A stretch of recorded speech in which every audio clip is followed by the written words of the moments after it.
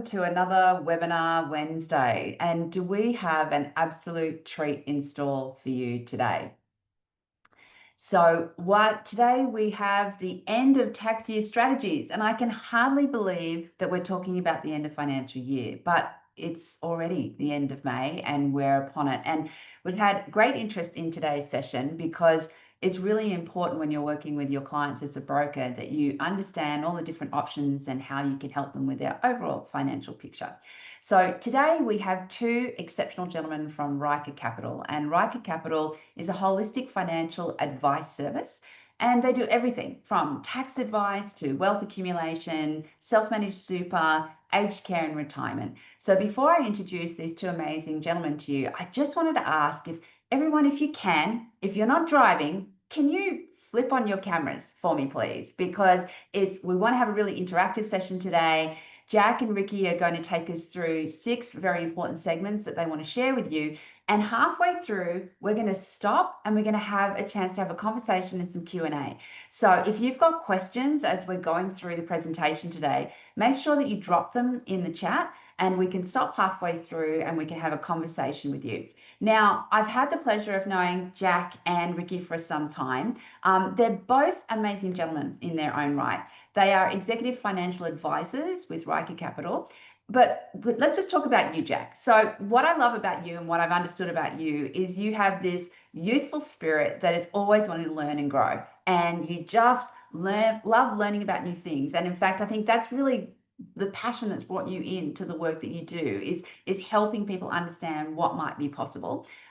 You've got a wealth of experience, but it's really that youthful excitement that you hold in your spirit that brings excitement to what can sometimes be, a very dry kind of topic, right? Like tax and strategies and those sorts of things. So that's what I've really noticed about you. So welcome to the webinar today. And Ricky, I had the chance to have a brief chat with you backstage. Now, Ricky is also an executive financial advisor and incredibly experienced. But what's amazing about Ricky is he's an Army reservist and has been for 17 years. And so we were having a chat about the medals that you've collected in that work. But your commitment and the discipline to really, sticking at something and having something of purpose, I think is what really shines through when I think about you. So in today's session, I was reading the title again, and you guys absolutely nailed it with the tagline, proven way to keep more of what you earn. And I'm pretty sure that's why everybody here is online today, is to work out these tips that you have. So in the first part, we're going to go over super contributions and strategies. We're going to go into self-managed super reserving for the future and how you do that. And then we're going to talk about insurance premiums and tax deductibility, and then we're going to have a bit of a break. So I'm going to hand it over to you to start us on today's session. Thank you, Jo. I will try and share my screen. Can you please let me know you can see my screen first? Perfect, thank you. Well, welcome and good morning, ladies and gents, and thank you, Jo. Thank you for having us here to talk to our broker panel here about what end of year tax strategies that could be applicable for their clients and how they can, as brokers, how we can add value to our clients. Please don't get me wrong, I'm not trying to get you all to become a financial advisor. The whole point of this webinar today is to give you an idea of how you can talk to your clients about what they can potentially do more in terms of because they're working hard and how to grow their wealth over time. And tax is also one of the key things that we look at when we look at a client's situation. Now, next slide is a very important slide. I'm sure you've seen it all many times before. So, like I said, what we're going to talk about today is about general advice. It's just different strategies. They have a lot of things you got to be careful about. So please don't think that they'll be all applicable to every single client. It's on a case-by-case basis, and it is general discussion for what we're doing today. Joe's already touched on this, but we are Ryker Capital, a holistic financial planning firm. So we just don't look at clients' super or insurance. We also go looking at clients' cash flow, debt management to ensure that they can pay their home loan quicker and then move on to the next property or the second or the third property. So it's all about growing and creating wealth for a client. and then meeting their objective, what they're trying to achieve. We are also, in addition to that, we are tax financial advisors. So we won't be doing clients' tax return, but we will be helping them structure their finances in a way which is more tax effective for the client. In our company, we've got 4 or 5 advisors. Jack's one of them. Jack's here today as well. So, overall, we've got over 100 years of financial services knowledge. So what it allows us to do, there isn't much in terms of strategy or client scenario that we as a team cannot handle. If I'm not across something, Jack or someone else in the team would have a knowledge about it. A bit about myself. Joe's already covered it. Been in the financial services industry since 2007. But just to keep things interesting, I also do Army Reserves. Gives me something different to do, and helps me keep out of the financial services. So I'm not looking at it every day. I was deployed in 2019, and that was a good experience. So it just gives me another bit of a different insight. We've also got Jack here today. So I'll throw it to Jack if you want to talk about yourself. Thanks, Aaron. Good morning, everyone. Thanks, Joe, for the warm welcome, and to our audience, the brokers. I don't have an exciting bio like Ricky has as an Army Reserve.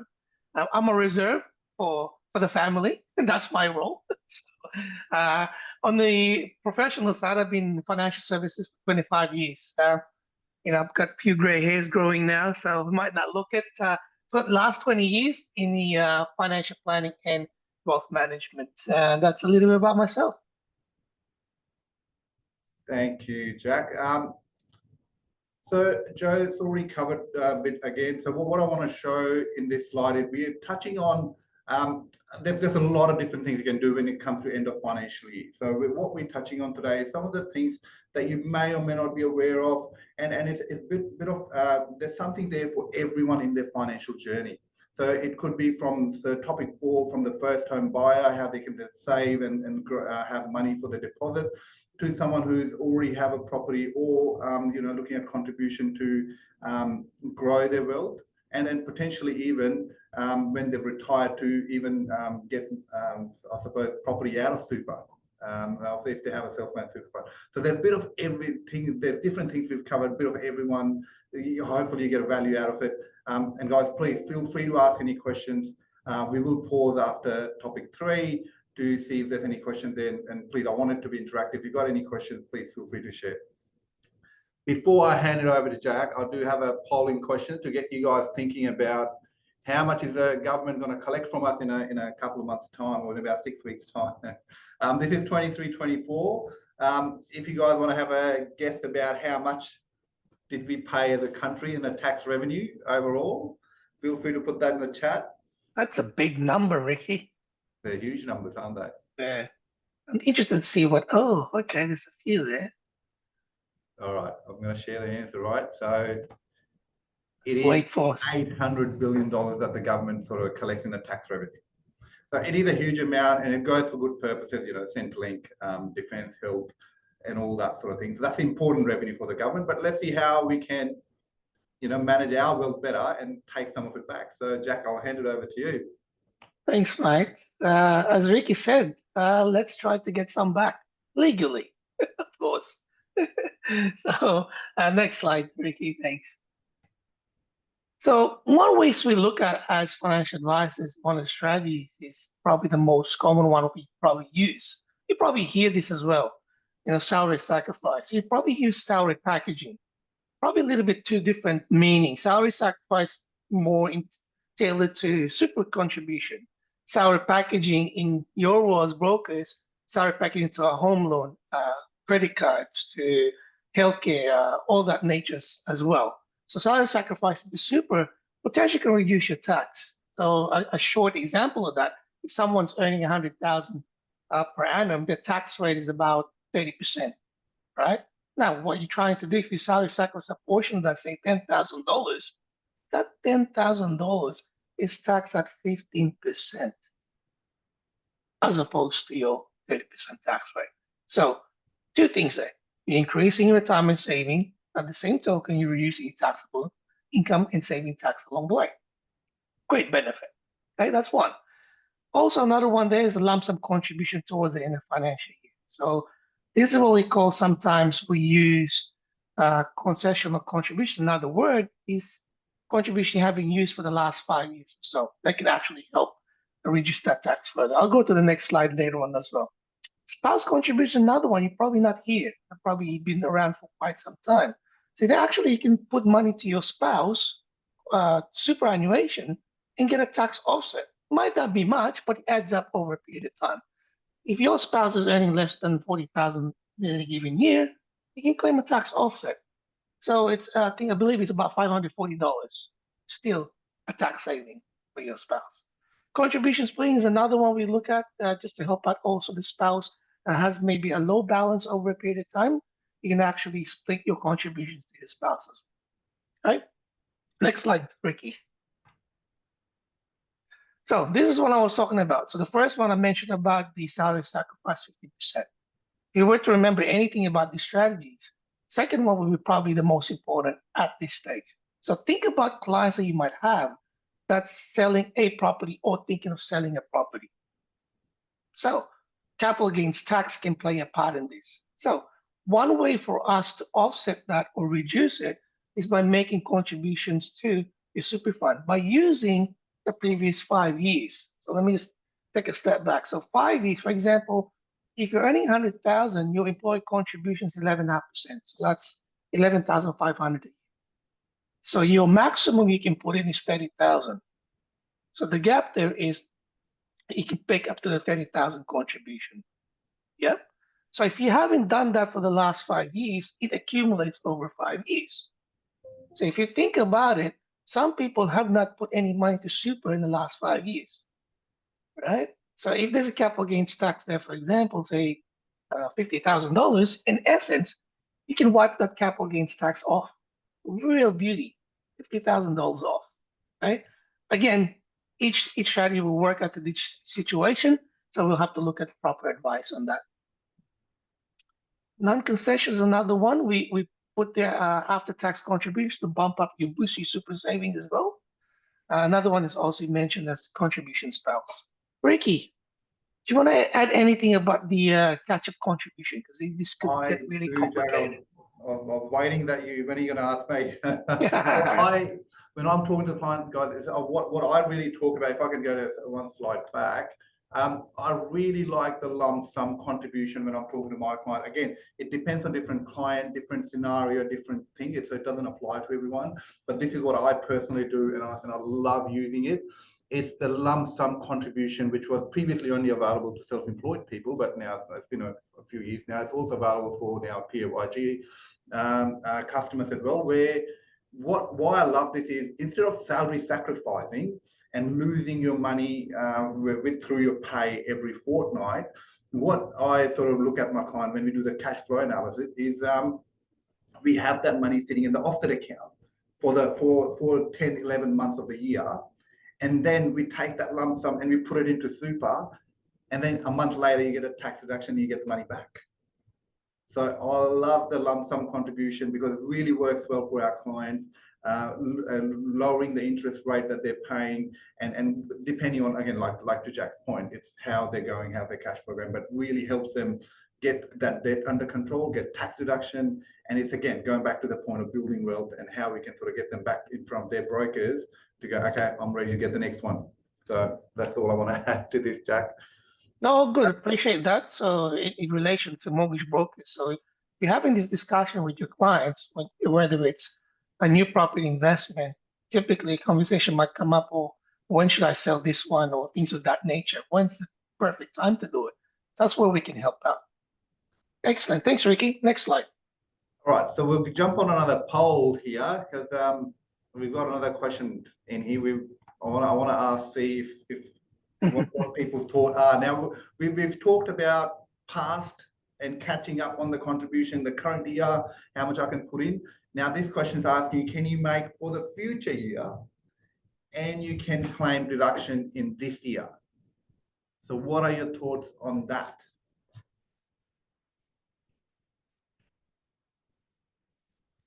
Are we ready for the answer? Yes, you can, but there's a catch. Well, Jack's going to cover that. So I'll come back to you, Jack. You can give the bad news. The bad news. This one's reserving strategies. Next one there. This mostly for self-managed super fund. Sounds like a reserve army specialist, like in your world, Ricky. In essence, this perfectly works well, it's like a lump sum contribution as well, going back to what Ricky as well mentioned. Now, remember that $30,000 that you can put into superannuation. So the next year, you can actually bring it a year earlier, right? So think about it that way. So what you're trying to do, this only works for self-managed super fund. The reason for it works for self-managed super fund, in essence, you control your fund. You can dictate what's in the trust deed, so you can do it. Well, there's certain rules around we need to guide you to let know the ATO or that nature. But technically speaking, you can do it this way. So what you're trying to do is you're using 2 years worth of contributions to bring it to this financial year, for example. So really works well. So next slide, I'll just say an example here as well. So example there, Jack's self-employed, his business done really well. His PAYG pays himself $100,000 and seeking to maximize his tax deductions. Obviously, his accountants work on the business side of things, tax deduction, all that nature. From a personal perspective, he's looking at ways to maximize his retirement savings as well as save tax. So in this instance, able to make $30,000 in May, right? And another one in the same year before 30 June. So 60,000 all up. But you have to make it before the 28th of July, so it shows it to be allocated. So 30,000 allocated the day the contribution was made, and 30,000 is allocated next financial year by 20th of July. So it gets confusing.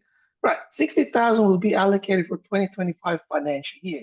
What we're going to tell the ATO, hey, Mr. ATO, I'm going to claim the 30,000 this financial year and another 30 for next financial into this financial year. So I'll stop right there just in case Ricky want to add a little more information. It gets confusing sometimes. Absolutely, Jack. Because I don't know if when you were doing this case study, did you want to? You must love yourself, mate. Like you case study your name. Yeah. But yeah, spot on. To Jack's point, in this situation, Jack's put 60,000 in the current financial year. But then in the next financial year, by 20th of July, because you get 28 days grace time, because it's self-managed super fund, it's not available to, if you got a retail wholesale industry account, you cannot do that because you're not controlling it. So that's probably the biggest catch here.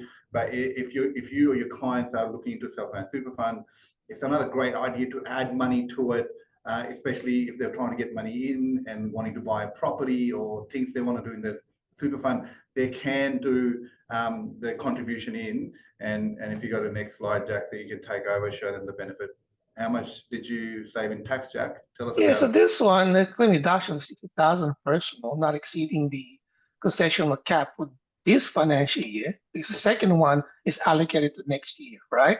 So this scenario, its tax savings about 20 grand, 20,200, before tax adjustments and what have you. So it's a very good strategy. Again, going back to what Ricky said, your tax savings, whether it's a lump sum or salary sacrifice, you can use it for other strategies such as, debt management, lifestyle expenses, or financial goals that you wanted to reduce other things as well. So we kind of use this for not just for my wealth accumulation, but also other strategies to funnel to other things that we can do for clients, such as, reduce the mortgage and hopefully build that equity a period of time and obviously buy another property in that case. Great. So why it's important, really, borrowing power improves cash flow and equity goes bigger and bigger as well. And a financial health check, it builds also trust for your clients. You see also the expert, the center of influence. Oh, hey, you say to Mr. Client, hey, well, I'm not an expert in this, but I know someone in my team can help you with these things. Let's talk about it, okay? And it avoids costly mistake. Actually, before I go to the next slide, I've actually seen a client, Ricky, 2 months ago, last financial year, they sold the property. They didn't know some of these strategies. I could have saved them about $35,000 in tax. Now, it's painful. Jack, all the time we see clients who I know, it's painful. Why didn't I see you before? Yeah, it's painful, but if somebody just said something to them, we would be able to help them out. But anyhow, that tends to happen sometimes. All right. Next slide. Before we move on to topic 3, Jack, well, let's do another polling question. Yes, that'd be great. This is a good one. So what percentage of Australians do you think are underinsured? So have a guess about that, guys. And let me know when you're ready for the answer. Is 83%. So it's quite a phenomenal number, and it's very important, very topical, and Jack's going to go through that and from a tax point of view. But it is when we are, as a brokers, when you are giving out a big loan amount to the clients, so it's very critical that you always talk to about plan B. If something happens to them, how's the family and themselves going to be looked after? So it's quite an important topic to, I'm sure you guys already discussed, but really having a detailed conversation with the client about. Jack, I'm going to throw it to you, but Jack's going to talk more from an end-of-year tax perspective. Yeah, exactly. In addition to your point, Ricky, I think I alluded to this in the last live webinar to Joe as well, back in January. 75% of the loans in Australia are written by mortgage brokers.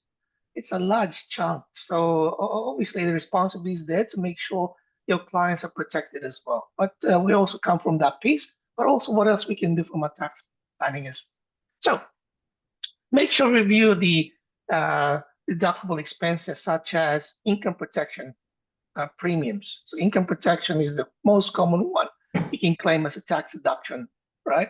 So if you're paying income protection through your own pocket, you can claim back the premiums for that. Now, as it says there, if the income protection or salary continuance are built in your super fund, it's paid to the super fund, it's not tax deductible, okay?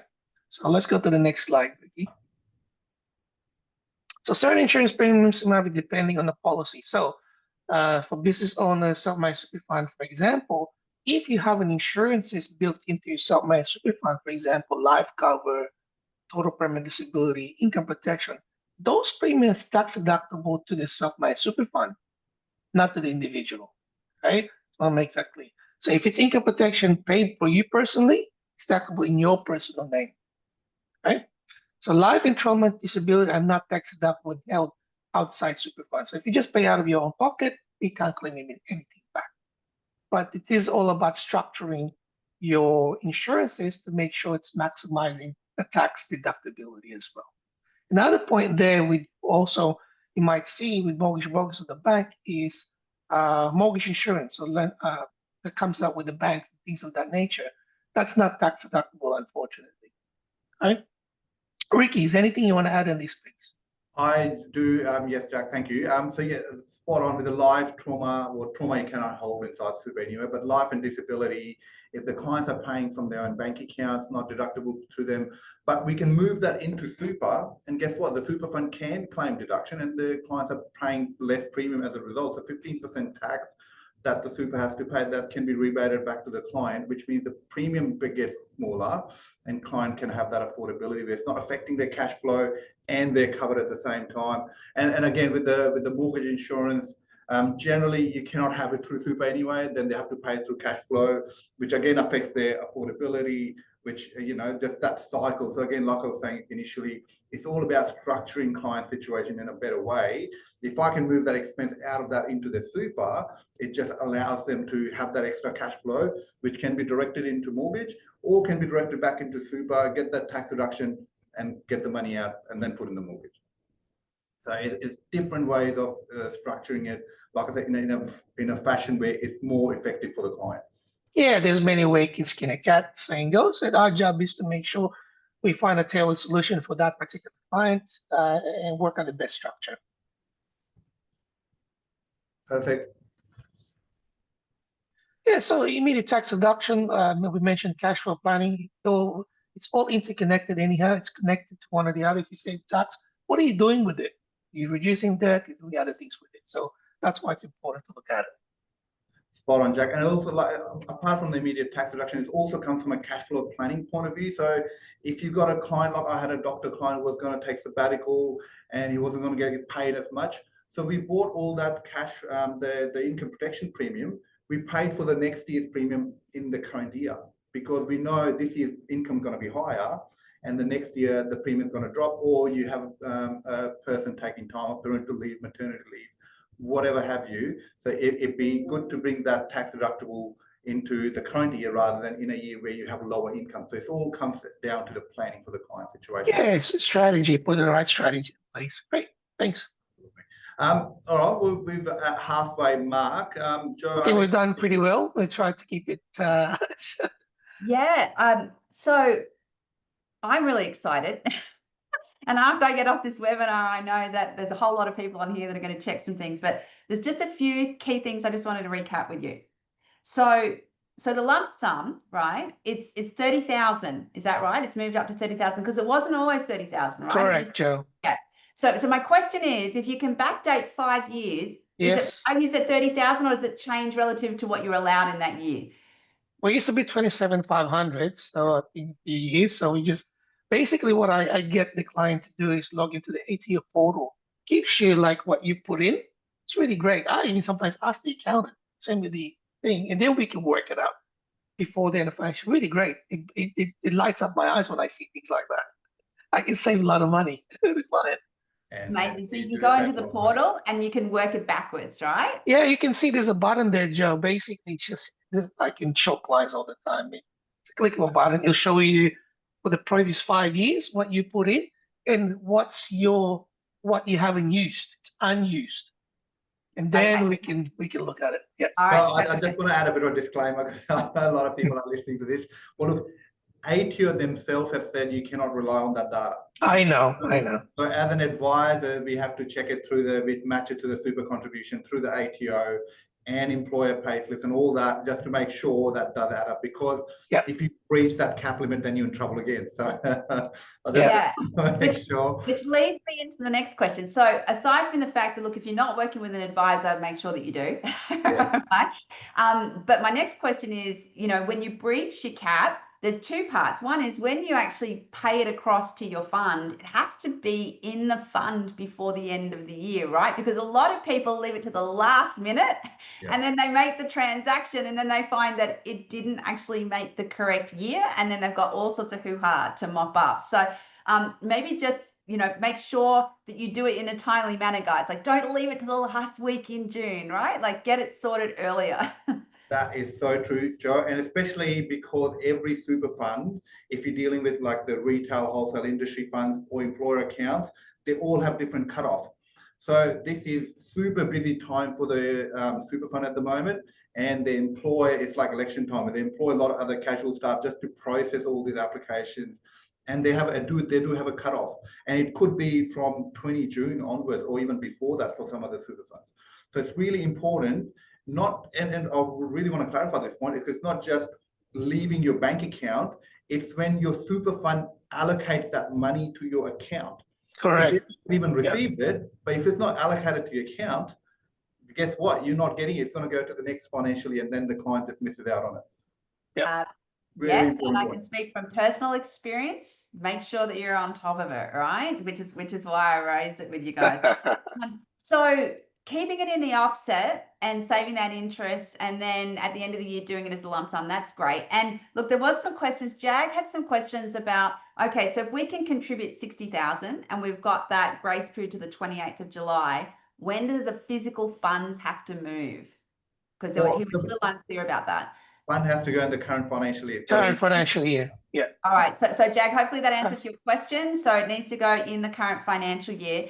And then I'm presuming that the next year you just double up and do it again. Is that right? So very good point, Joe. Because you're using next year's contribution, you cannot put another 6. You can't put any more. You cannot for that year, but for next financial year, you could put another 30 for the next financial year, right? That's why it's important to look at the personal situation that particular year.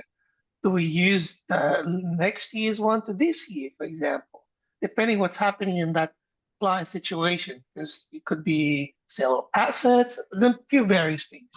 But we only show that particular scenario because some people might want to use it in one go. Okay, amazing. So we've got some questions from Elderberto that's wanting to know about extra contributions. Essentially, make sure that you're actually connecting with financial planner or Ricky or Jack. If you're going on the ATO, make sure you've already been warned. You can't necessarily rely on that. It needs to be checked. And make sure that you sort it out early in June so that you don't miss the cutoff, right? So that seems to be the main stuff. concessional partners contribution. Ashish wants to know, how does it work?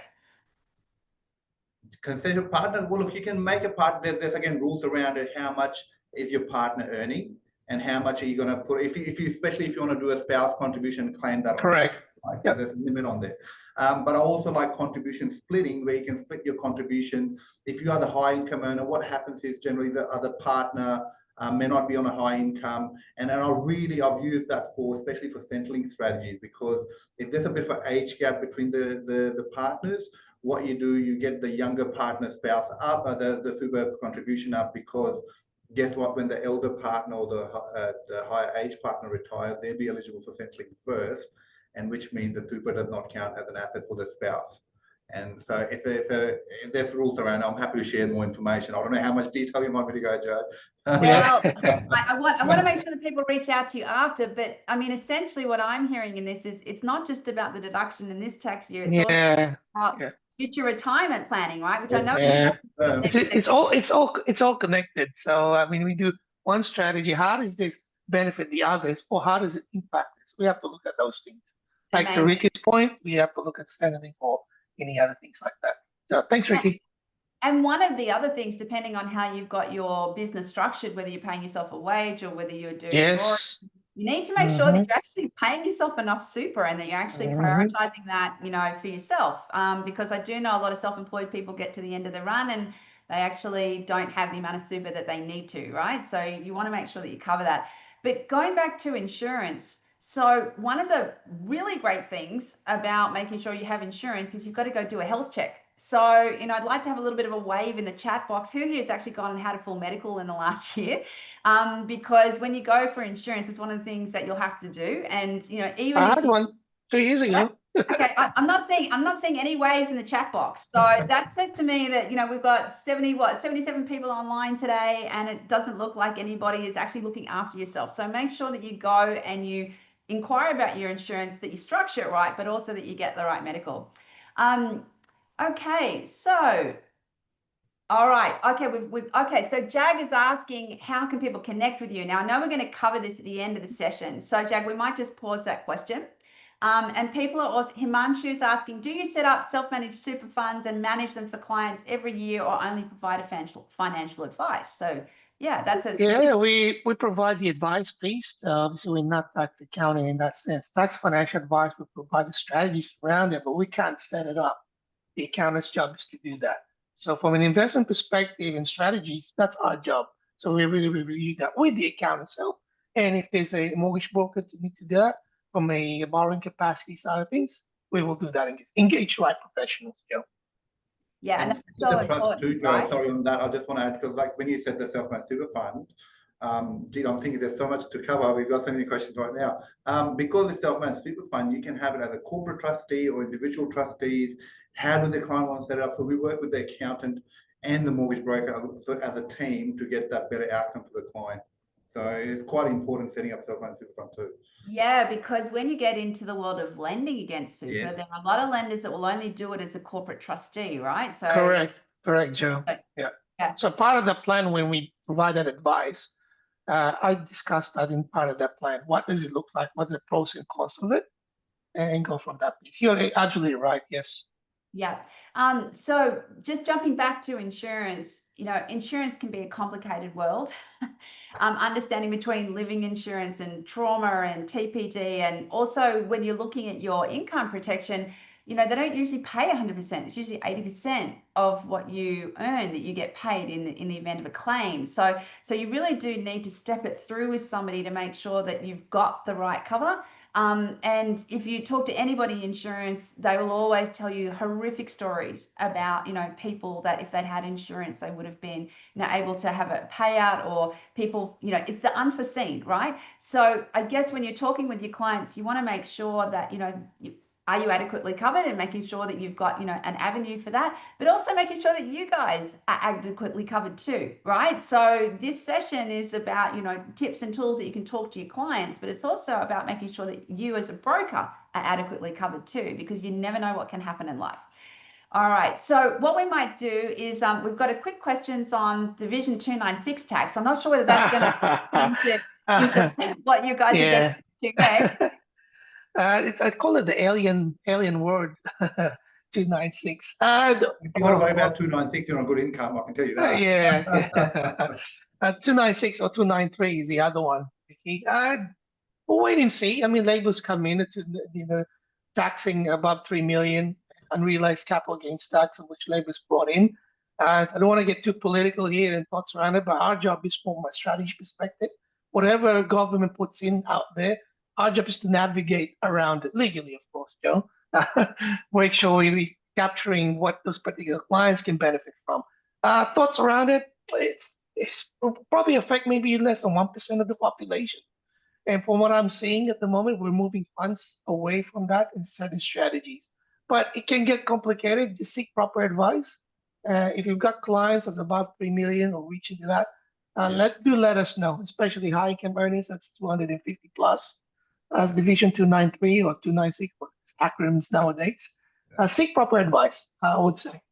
Okay. Well, that's a good point, though, because even though it's 1% now, but as people, especially Correct. super fund, they buy property in there, and as the value goes up, then that unrealized gain issue, which yeah, it's a we just have to navigate it. We don't want to spend time on politics here. Okay. There'll always be solutions. Let's just put it that way. So we've got a few questions from people that are probably going to reach out afterwards. We've got a follow-up question from Chitan, which is, can we make the 27.5 or the 30,000K contributions for the previous 5 years all at once? Absolutely. Yeah. Yes, absolutely. Yes. Well, there's always things that need to work around. Yeah. If they haven't used that, correct answer would be, potentially yes.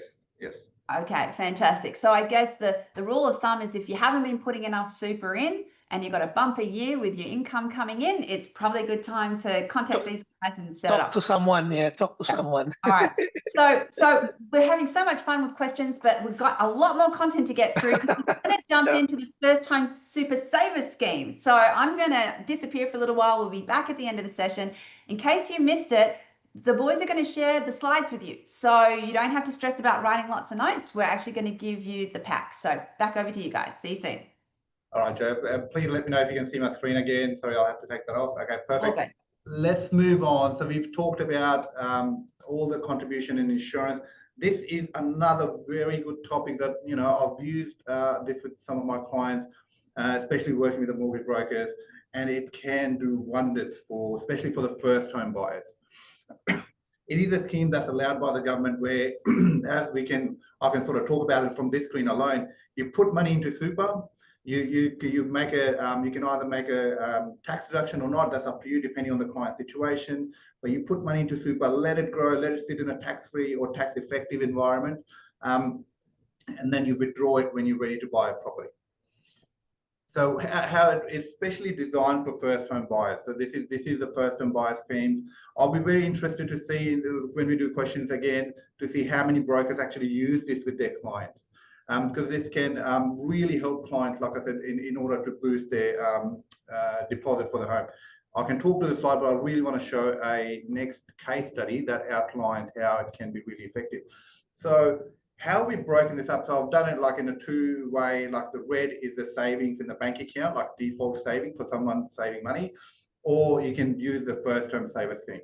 Now, as you know, with any strategy, there's caps and there's limits and the rules that you've got to be mindful of. So with the first home saver scheme, you can put up to 15,000 per year, up to 50,000 overall. So you can't just keep adding. So it's got to be 50 is the limit and 15 in any one financial year. So in this example, we've worked out a client, first home buyer, trying to save money to buy their first home.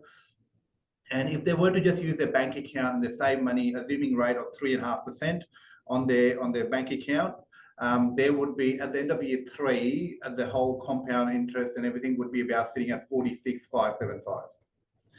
As opposed to, if they were to use that and then put that into super, they would have 48,825 plus the tax deduction that they would be claiming of the 15,000 that the money that they're putting into super of another $7,500. So if you look at overall point of view, client could be in that 3 years time could be 10,000 better off in their deposit, which they can pull out of ATO, out of the super fund, and then use that towards the deposit of the home. Again, there are rules and regulations around it, but this is a phenomenal scheme for a first home buyers. And this is just one client. First home buyers are generally couples. You can times that by 2. Again, depends on the client cash flow and the situation. But if they're saving it, this could be a great strategy for the brokers here to talk to their clients about. Why raise it? Why talk about it? It helps your client to save their deposit faster, better, because you can also understand that what I haven't covered in the previous slide is whatever that 15,000 is making inside super, it's only taxed at 15%, as opposed to clients' marginal tax rate, which could be 30, 32% and above, right? So it just helps that money to grow better. And it can improve the borrowing capacity because they're able to save a lot more sooner. Now, next topic that I would like to talk about, it is something, we're talking harvesting, so I'm not talking about agriculture here. I'm not taking you guys to farm, but it's another alien word. it is indeed. Oh, Jack, by the way, have you used the first home saver scheme with your clients? Yes, I have twice actually. Yeah, it works well. That numbers that once you lay it out that way, it shows the true benefits of it. So it's a great discussion point for brokers. It's trying to help, their clients to get in the property ladder. But I believe, and especially also shows, that what we raised previously, it shows that you care about your client, and client would become more stickier with you as a broker, because we're like, well, you showed me how I can do better with my money. Absolutely. Let's talk about CGT relief and loss harvesting. This is more now for very bit more mature sort of client, but can be used at other situations as well. Let's talk about tax loss harvesting. So what are we talking about here? Now, this is applicable to CGT, or the capital gains tax. Now, what it means is where you, when you in a year where you sold an asset and you made a capital gains tax, and you've been sitting at another asset which you've been thinking about offloading, but you haven't been able to, and you do sell it. So what it means, essentially, you're offsetting the gain from a loss that you've made.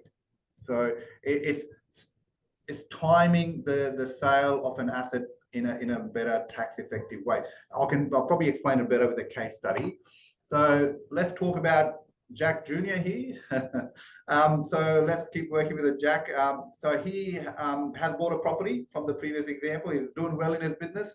So he's sold one of his property, and he's made a capital gain of $100,000, hypothetically. Now, at the same time, Jack's also sitting on a stock of shares, which he was quite excited about. He thought it was going to do really well. And he bought a share that it's now gone down and made a bit of a loss. It's been trending at a loss, and he's been thinking about getting rid of it before it goes down even further. Now, what Jack could potentially do, because he's got this year a tax liability because he sold his investment property, he could potentially consider selling that loss asset that he's been trying to get rid of for a while. Now, by doing so, what it means is CGT that will be applicable to the client from 100,000 potentially down to 75. So that could also be a really good strategy that a client can use. Yeah, great point. I think you alluded to this before. Strategy and timing is quite critical in this. Even though before you actually sell an asset, whether it's property, shares, a business, whatever the case may be, is just to talk to someone. If you're thinking about it, or if your clients are thinking about it, before it happens, or before you execute it, talk to someone. Absolutely. Well, look, I do want to talk about the next strategy as well. Now, this is, again, I want to take it from a SMSF point of view, although it's applicable to almost every client. They could use that. Now, this could be a client, hypothetically, who has bought a property within self-managed super fund and wants to start living in it in retirement. Again, long-term planning. What they could potentially do, they can start from, because when you move from accumulation, which is where we are at the moment. So if you are working and if you're getting employer contribution, you are in an accumulation account. This is where the money comes in, can't go out.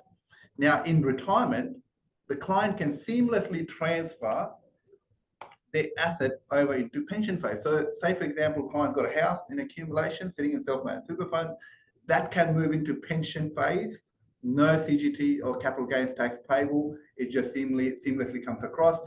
How much portion of it? Again, like there's a limit, like how much you can have in pension phase because it's a tax-free phase. So just limit on how much can come over. If it's within the limit, it can be 100% tax-free. And potentially, once it's in pension phase, and because as we know, if you have a property within self-managed super fund, you can't live in it. And if what a client can do, once it's in pension phase, they can draw it all out and then have that asset in their own name. And now, because it's moved out of super into their personal name, they can live in it because it's their property now. And there's no CGT issue. Mind you, stamp duty and stuff like that, I'm not aware of, so I can't comment on it. But from a capital gains tax point of view, that property that they've been buying and accumulating in their self-managed super fund in retirement after age 65 can be theirs, can be lived in. So quite a big topic, and I'm conscious of the time, so I'll rather move through a couple of more slides before we jump onto questions again. Things to be mindful of, capital gains can only be offset against capital loss. So you can't have, if you made a capital loss, you cannot use that to offset your income. And generally, if you think about selling your asset, hold it for more than 12 months because you get, if it's in personal name, you get 50% discount on CGT. So this is where an advisor, an accountant can really help the client as well. Jack, do you want to add anything to it? Yeah, I mean, there's a lot to cover with this one. This is probably a topic in itself, but key points there. Yeah, strategy and structure, the 12 months, and there's many ways you can reduce that, companies and trusts of that nature, but generally speaking, 12 months, yeah. All right, while raise it can be another way of really helping the client. And when, especially with the CGT release that's available, moving assets, seamlessly moving that from accumulation to pension and potentially even out of pension to the client is a really good strategy that can be used for a client. I just want to touch on our last topic. This is where this topic is something, like I said, this is something that you might already be aware of, but I just thought I'll mention them because they are noteworthy and could potentially really help the client as well in the situation. I mean, I don't even have to talk about the first topic, do I, Jack? Joe? Depreciation report. I think most brokers would probably know that. So it is a depreciation where if your client has an investment property, they can claim depreciation on it in their tax return. Second point I really love, especially for the client and their business, how it's structured could make phenomenal difference for the client. Especially with if they have the family trust structure set up in there, they can really divide that income up within their members. And if I'm earning high income, and if I set it up within the family trust, I can give it to my spouse, I can give it to my kids, well, again, depending on the age of the kids, but anyone who's earning lower income, you can distribute income accordingly. So again, another very beneficial thing. We sort of touched on the prepayment of deductible expenses with Jack with the insurance premium. Same thing. If you're running a business, if you got rent, insurance, subscription, if you prepay them, again, it's for all cash flow planning purposes. You had a good year, prepay your other expenses and claim it on tax.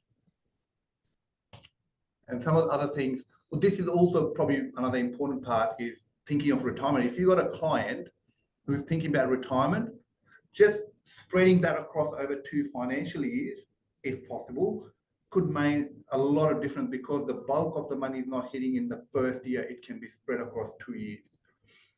And same rule applies if you are getting like a long service leave before retiring. Most clients do. It's just taking that long service leave rather than lump sum means A, if you're getting income for a longer period of time. B, if you're taking leave, you earn super contribution, you earn annual leave whilst on long service leave. So it's another thing for clients to consider. And finally, small business tax instant asset write-off, we know is now $20,000 that clients can use potentially.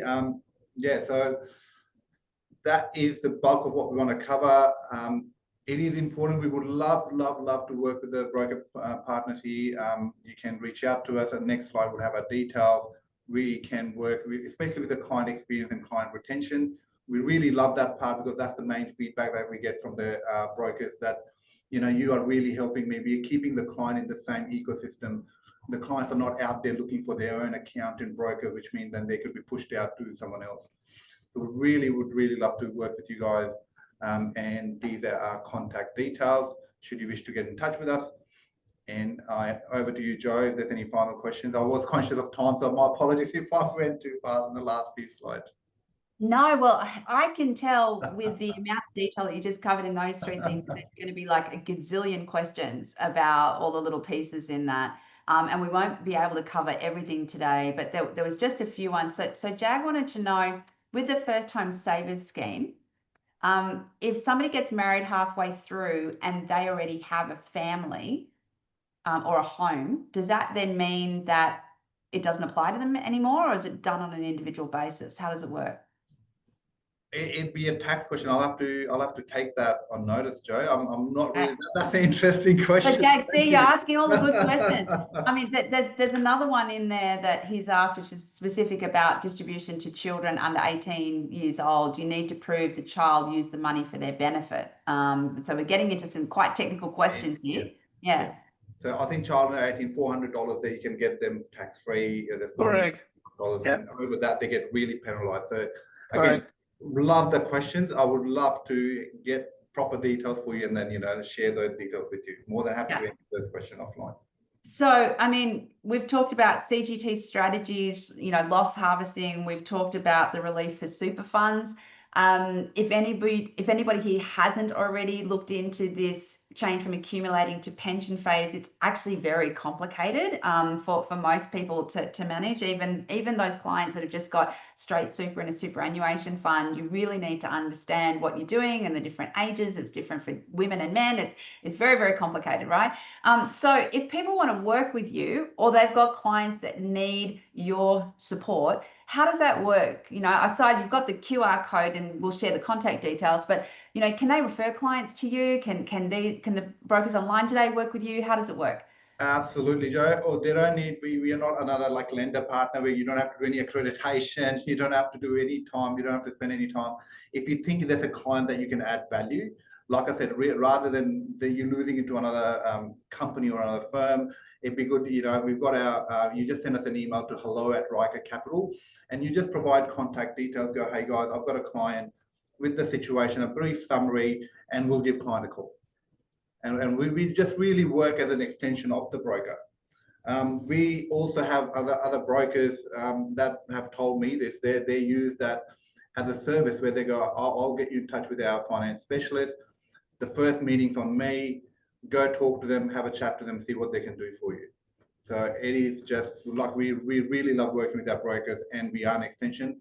So any client that comes from the broker, any referral that we get, it goes back to the same broker. So we don't share the clients with other brokers. So that's a very clear distinction that we have in the company.